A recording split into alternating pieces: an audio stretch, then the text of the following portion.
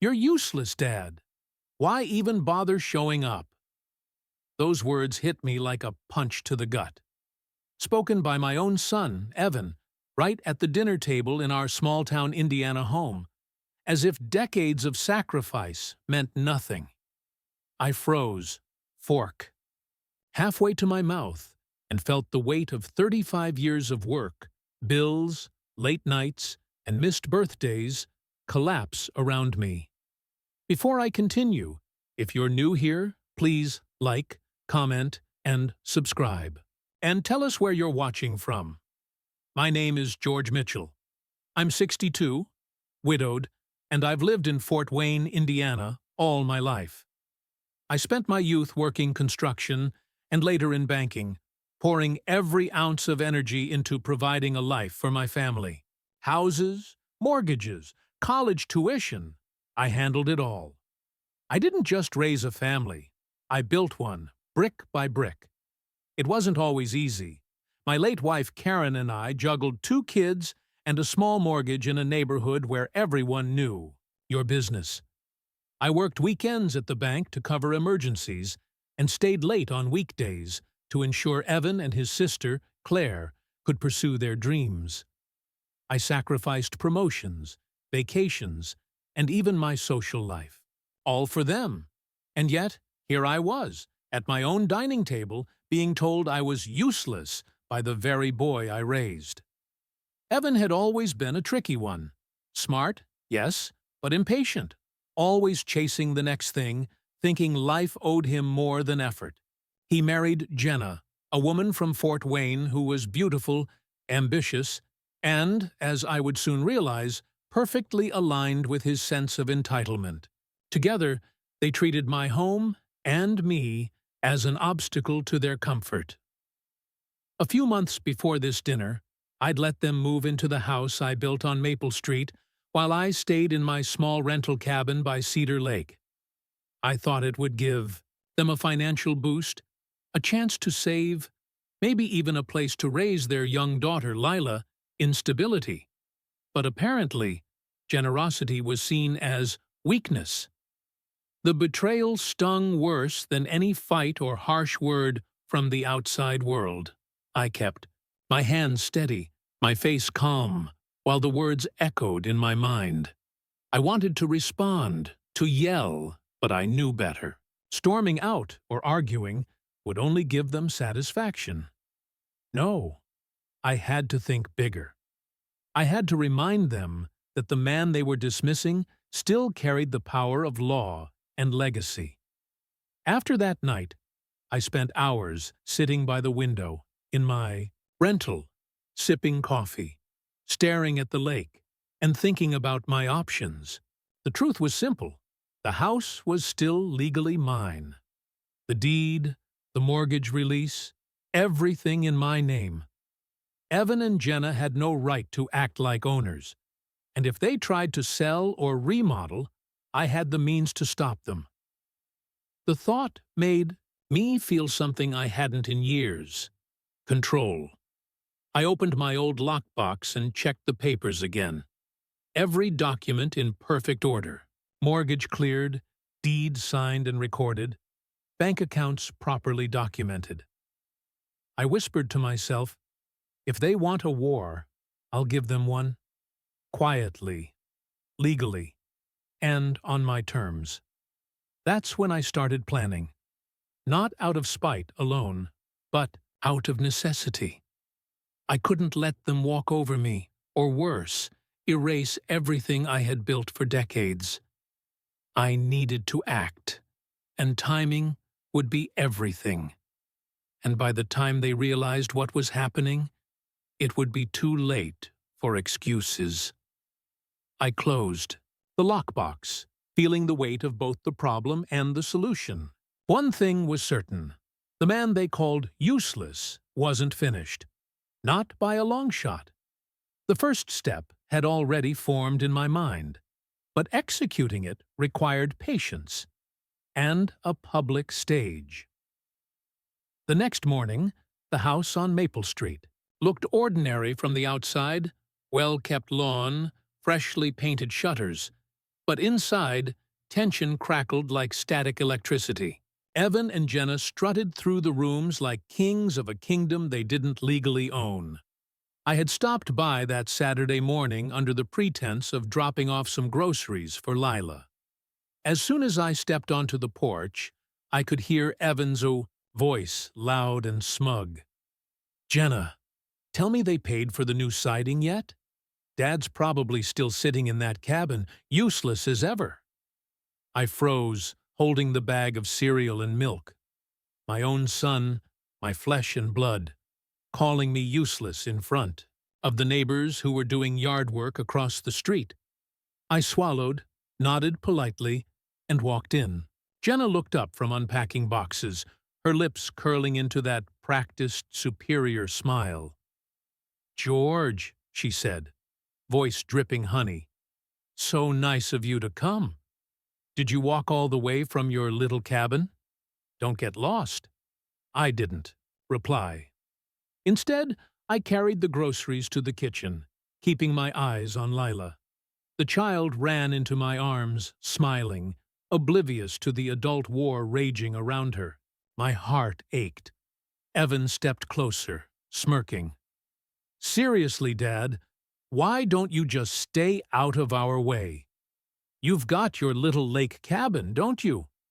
Maybe take up fishing instead of pretending this is your home?" I set the groceries down calmly, my hands steady despite the heat rising in my chest. "This is my home," I said quietly, letting the words linger. "And no one, not you, not Jenna, gets to forget that." Jenna laughed softly. "Cute. But deeds don't matter when everyone knows the house is ours. Don't embarrass yourself." That night, as I drove back to my cabin, I couldn't shake the words or the laughter. They were laughing at me, at the man who had raised them, who had built this life. The betrayal cut deeper than any argument with a stranger ever could. By the time I reached the cabin, I had made my decision. I pulled out the lockbox and carefully checked the paperwork again. Everything was in order. Deed, mortgage release, bank records. I had all the legal leverage I needed. But this wasn't about rushing. It was about strategy. I had to hit them where it hurt, and in front of everyone who mattered in Cedar Lake. Over the next few days, I watched quietly. I learned their routines, their habits, their pride points. Jenna liked to brag about the investments she and Evan were making, showing off the supposedly improved house to neighbors. Evan always flexed about how far up the ladder they were now that they had my home. I smiled quietly to myself. Let them show off. Let them think the house was theirs. By the time I made my move, their own arrogance would make the downfall spectacular. Then came the tipping point. I found a for sale brochure in the mailbox, not tucked away, but displayed, proudly, advertising the house in real estate listings, implying ownership. That was it. That crossed the line. It wasn't just disrespect now. It was theft in intent, misrepresentation, and betrayal of everything I had built for them. I realized in that moment, if I didn't act soon, they could manipulate legal loopholes, neighbors' assumptions, and their own arrogance to keep me silent. No, I wouldn't allow it. That night, I started drafting my plan. Eviction notice, certified deed copies, a lawyer friend from Fort Wayne who owed me a favor, and a public stage, something dramatic, undeniable, and completely humiliating for them. It wouldn't be petty. It would be precise, calculated, and above all, legal. Because by the time I finished, Evan and Jenna would realize that the useless old man they laughed at was the one controlling their fate. I spent that evening at my small cabin, the smell of pine and lake water filling the air, thinking through every detail. I wasn't angry like a storm. I was calm, deliberate. Years of life had taught me the power of patience. You don't fight recklessly. You plan. You strike when the moment is ripe. And you make sure victory is undeniable. I opened the lockbox and pulled out the certified deed again, along with mortgage statements, tax receipts, and insurance records. Everything was in perfect order. My name. Every line, every signature, unmistakable. If they want a war, I thought, they'll get one on my terms. The next day, I called Tom Reynolds, a lawyer in Fort Wayne and an old friend from the bank days. Tom chuckled when he answered. "George, haven't heard from you in years. What's the matter? Need a fishing buddy?" "Tom, I need more than a buddy," I said. "I need leverage. I've got a situation with my house on Maple Street." He paused. "Oh? Spill it." I laid out the story. Evan's arrogance, Jenna's snide remarks, the for sale listing, and most importantly, their ignorance of the deed's ownership. Tom laughed softly. "Well, George, they've painted themselves into a corner. If you want, we can make it very public. Certified notices, eviction if needed, even a little spectacle. Folks in Cedar Lake love a good show." I grinned. Exactly what I had in mind. Over the next week, I started putting the pieces together. I filed a certified copy of the deed with the county clerk, ensuring my ownership was officially recognized. I prepared an eviction notice to serve on Evan and Jenna, giving them 30 days to vacate. I even drafted letters to neighbors, subtly hinting at the situation without revealing details, so when the day came, the town would already be buzzing. I also visited Cedar Lake's Betty's Diner, where the local gossip always flowed freely. Over a slice of cherry pie, I mentioned casually that there might be some big news coming to Maple Street soon. Eyes widened. Forks paused mid-air. The seeds were planted. Then came the perfect opportunity. A neighborhood cookout. Evan and Jenna had invited half the town to show off the renovations they'd made to my house. I knew every neighbor would be there, including people who had seen me work on the house for decades.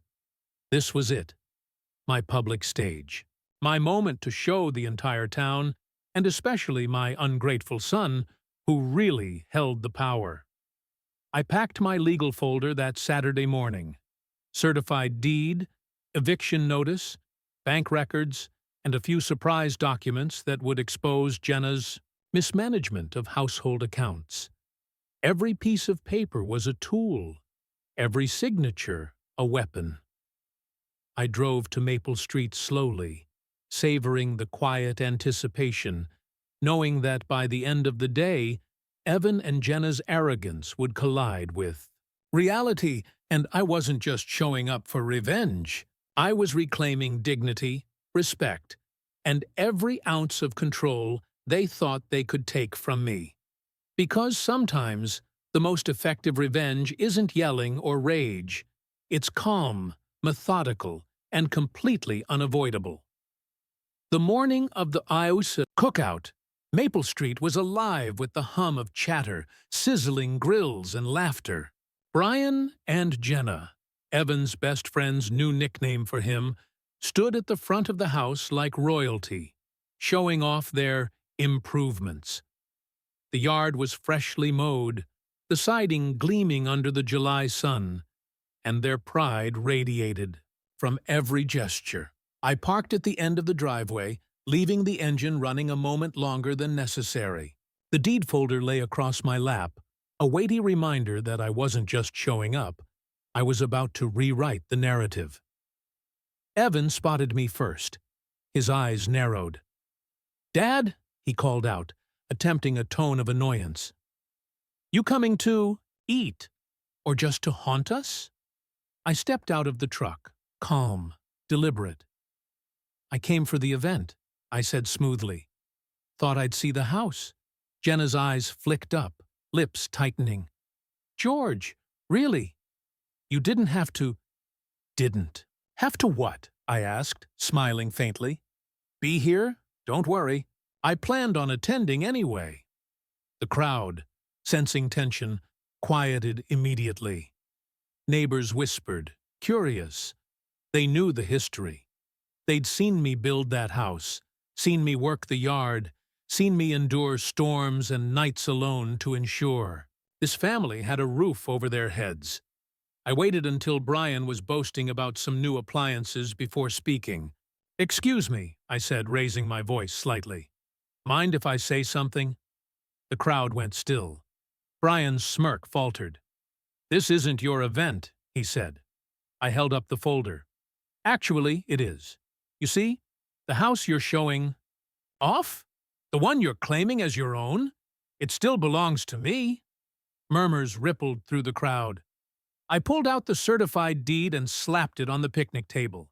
County seal, signatures, dates. Irrefutable. Brian's jaw dropped. That's impossible. I've been paying the bills. You've been paying nothing, I said evenly. And pretending to own what isn't yours won't change that, Jenna gasped. George, please, this isn't necessary. Don't humiliate us in front of everyone. I smiled faintly. Oh, it's necessary. For decades, I've been humiliated in silence, ignored, called useless. Today, we correct the record. I reached into the folder and pulled out another paper, a draft eviction notice. Effective immediately, you have 30 days to vacate this house. After that, the sheriff will serve notice and enforce it. The crowd gasped audibly. People began whispering, pointing, and shaking their heads. Brian's face flushed, veins popping. You can't. We've invested money. New siding, appliances, landscaping. I nodded slowly. All noted. And I'll gladly review the receipts. As keepsakes. Perhaps framed in the outhouse. That's about their true value. Neighbors began murmuring louder. I knew he was full of himself, someone said. But this is incredible. Serves him right, muttered another. Always thought he was too slick for his own good. Brian's stumbled backward, speechless, while Jenna covered her face. The crowd's attention was firmly on them. Their arrogance, their pride, their pretense. It was collapsing before my eyes. And then Melissa stepped forward, voice trembling. Dad, please, don't leave me with him. The tension snapped. Every head turned. Brian froze, realizing that the very daughter he thought he had control over was begging for intervention. That was the final piece of the puzzle. The moment wasn't just about legal victory anymore. It was about exposing the truth, reclaiming respect, and protecting the family he thought he could dominate. Melissa's words hung in the air, trembling yet powerful. Dad, please, don't leave me with him. The entire backyard went silent. Neighbors stopped mid-bite, mid-sip, all eyes on the unfolding scene. Brian's face twisted in anger and fear, realizing that the control he thought he had over the household and over Melissa was slipping away in front of everyone. I approached slowly, calm but resolute. Melissa, it's not too late to do the right thing. But the truth has to be seen, and it has to be respected. She nodded, tears streaming down her face. He took out credit cards in my name.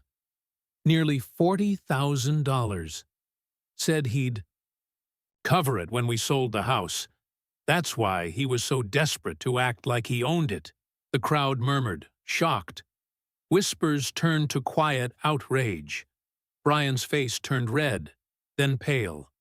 He opened his mouth to protest, but the words caught in his throat. His charade had crumbled.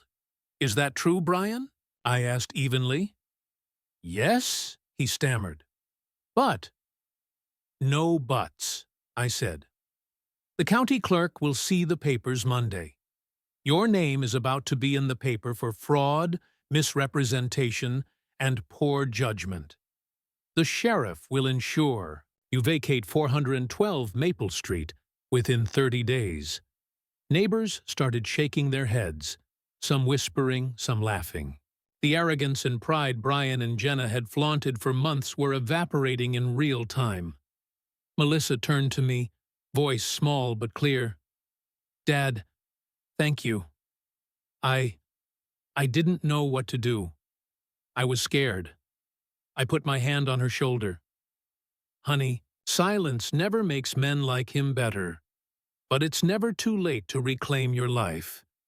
You deserve respect, dignity, and peace. And so do I." Brian's protests became incoherent as neighbors quietly shared their own experiences. How he'd boasted, belittled, and taken advantage. His reputation in Cedar Lake was officially tarnished. By the end of the day, the cookout had transformed from a celebration into a public reckoning. Guests left, buzzing about what they had seen. Brian and Jenna, humiliated, retreated inside the house they had thought was theirs. 2 weeks later, the sheriff posted the eviction notice. By month's end, Brian had moved out, his Silverado repossessed, his name appearing in local news for credit fraud.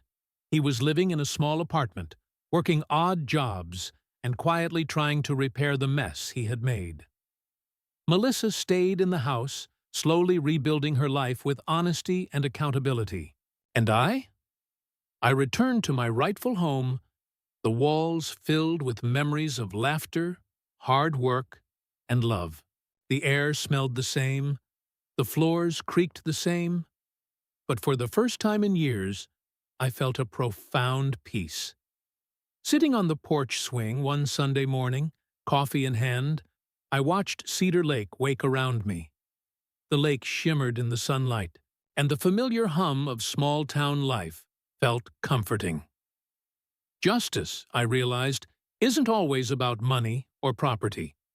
Sometimes it's about standing tall, reclaiming what's right, and letting truth shine so brightly that those who tried to destroy you can't hide. Brian had lost his pride, his reputation, and control over my daughter. I had regained my dignity, my home, and the chance to rebuild my relationship with Melissa. And that, more than anything, was worth every moment of planning, patience, and quiet resolve. So to anyone listening, remember, never let anyone tell you that you're too old, too weak, or too insignificant to fight for what's yours. Stand tall. Protect your legacy. Because the sweetest victory is living with dignity while your enemies choke on their own pride. Tell us your thoughts in the comments, and don't forget to like, share, and subscribe for more stories.